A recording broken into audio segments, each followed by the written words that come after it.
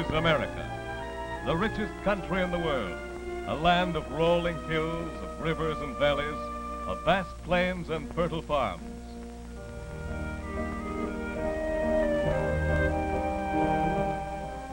Its wealth is produced by millions of men and women who go out each day to their work in factory and field, in shop and office. They produce the things we Americans eat and wear, and the houses we live in. They make the goods, operate the services, build the many institutions that make up the American way of life.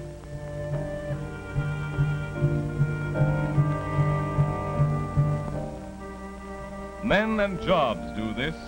People at machines, people in offices, and people in the shops and mines and mills of this country.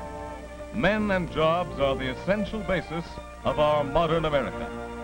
Important at all times, but never more important than now, when men, machines, and natural resources are being harnessed in a mighty effort to produce the materials for defense of this country and its way of life. Now more than ever, it is important to bring together quickly and efficiently the jobs to be done and the men and women who can do them.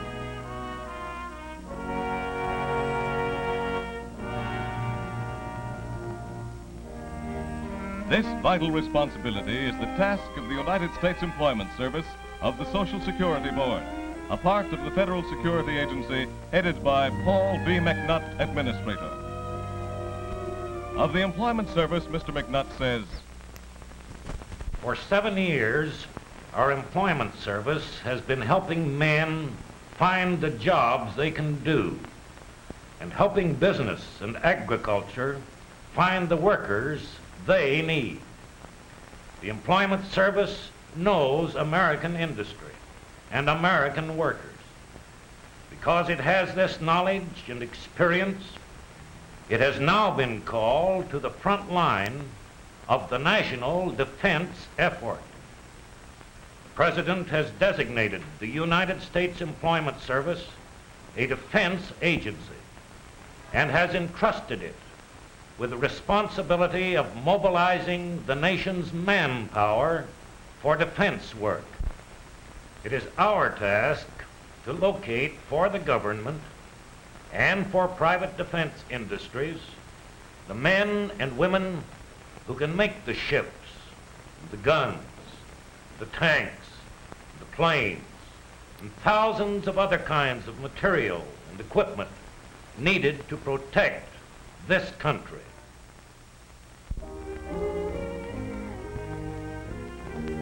The government's public employment offices are organized for the sole purpose of bringing together, without charge to either, those who want work and those with work to be done, serving workers and employers by thorough analysis of each worker's qualifications and careful attention to each employer's requirements.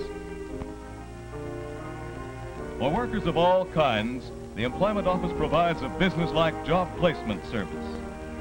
For skilled craftsmen, for semi-skilled production and service workers, for highly trained professional people, and for the many kinds of unskilled workers on thousands of jobs. Each person who registers talks with an employment officer trained to do this work, gives a full record of his qualifications and experience. This woman, for example, has spent weeks looking for the one job she thought she could do, but the interviewer discovers that she qualifies for several different jobs, not just one. Such service greatly increases the job seeker's chances.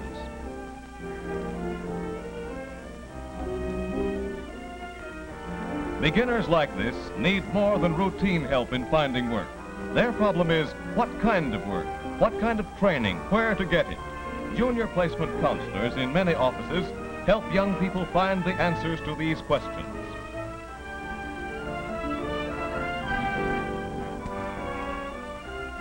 This is a mature worker, his skill gone rusty after years of unemployment in his trade, but today his knowledge and experience are important to defense industries, too important to waste in aimless, undirected job hunting.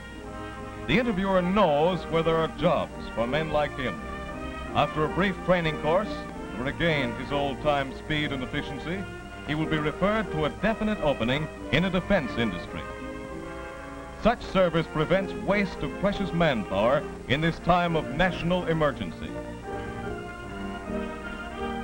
Employment offices covering the country send job seekers where they are needed, when they are needed. Directing this service is the Social Security Board. Arthur J. Altmeyer, Chairman, reports. We now have 1,500 full-time public employment offices in the cities and towns of this country and nearly 3,000 part-time branches. These offices are operated by the states, but they are all linked together in a nationwide network coordinated by the United States Employment Service. In the last 7 years, more than 30 million jobs have been filled through these employment centers. Today, to meet the demands of vital defense industries, we are extending and improving this service so that workers may be directed to essential jobs and employers may secure essential workers in a planned and orderly way so that both our human resources and our productive equipment may be joined together for maximum effectiveness.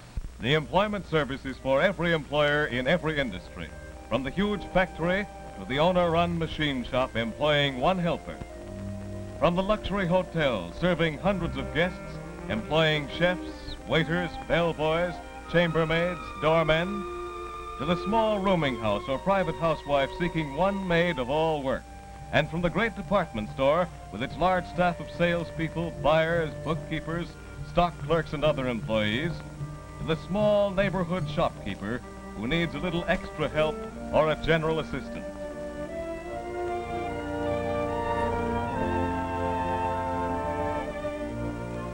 The employment office is as important to the community as its traffic system, its communications, its fire protection, its schools, its educational system, because it also helps to conserve the community's human resources, helps to make life better for its people.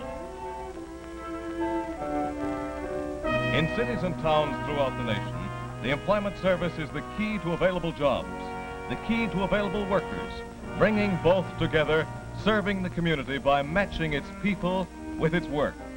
Men and their jobs have built our country, our homes, our institutions, and now they must produce the things necessary to protect this heritage.